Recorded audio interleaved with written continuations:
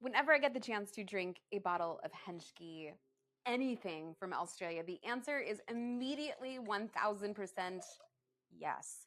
This is the 2024 Henschke Peggy's Hill Riesling coming from Eden Valley.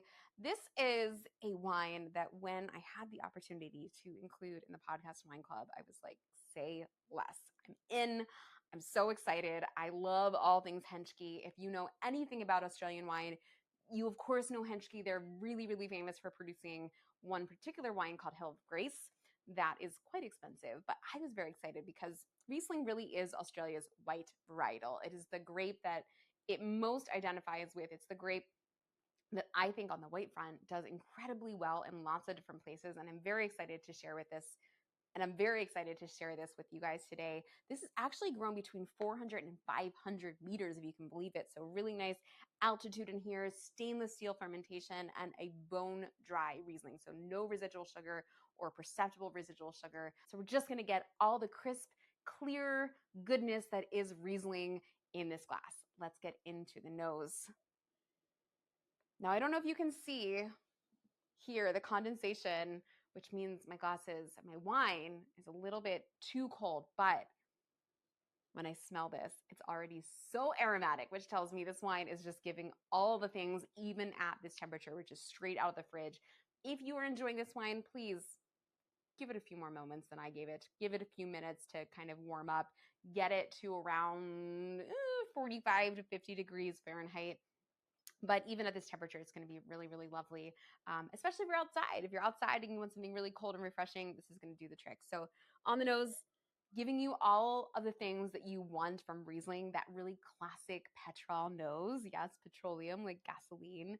But it's also giving you a lot of stone fruit, which is really some of the more core characteristics of Riesling, really no matter where it's grown. So you've got peaches, you've got nectarines, you've got apricots, and I'm getting them and a few different levels of quality here. So I'm getting them on the ripe side. I'm getting them a little bit on like the pithy side on the nose. So a little bit on the underripe side.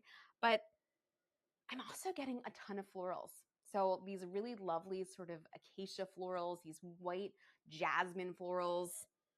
I mean, this is just, it's such an aromatic grape. And when it's done like this, when it's allowed to be pure and expressive and it's coming from a great site like this one is, it just kind of needs no introduction. She's just a happy-go-lucky kind of gal. So let's taste it. If I'm being honest, I'm kind of mad that I'm drinking this so young because I know where this wine is going to go, but my goodness, it is so good already. She's giving you crisp, she's giving you clean, she's giving you everything that we love about something like Sauvignon Blanc, but it's giving you so much more than that. It's being nuanced, it's being a lot of this personality that we don't always get from grapes like Albariño or from Sauvignon Blanc. Riesling, the reason that somms and wine professionals love Riesling is because it has so much personality. And because it has the adaptability to pair with lots of different foods. If you ask any somm what grape they want on their table, kind of no matter what's being served, chances are they're going to answer Riesling. This wine has a lot of texture despite the fact that it is a little bit more on the angular side and it does remind you of something like a Sauvignon Blanc. It is done in stainless steel, but texturally, there's something a little bit weighty and lovely there. As I mentioned, this is bone dry, so there is no residual sugar. Not all Rieslings are sweet. And this is a wine that's just pure and it's classic and it's expressive and it's really just going to continue to get better and better as it opens and as it warms. I will also mention that we have a fantastic episode on all things Australian wine with Mark Davidson. So if you want to learn more about Australia, I definitely recommend checking that episode out. He's just a wonderful educator of all things Australian wine.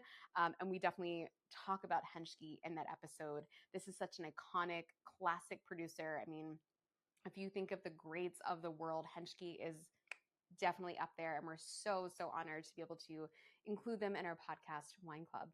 Cheers.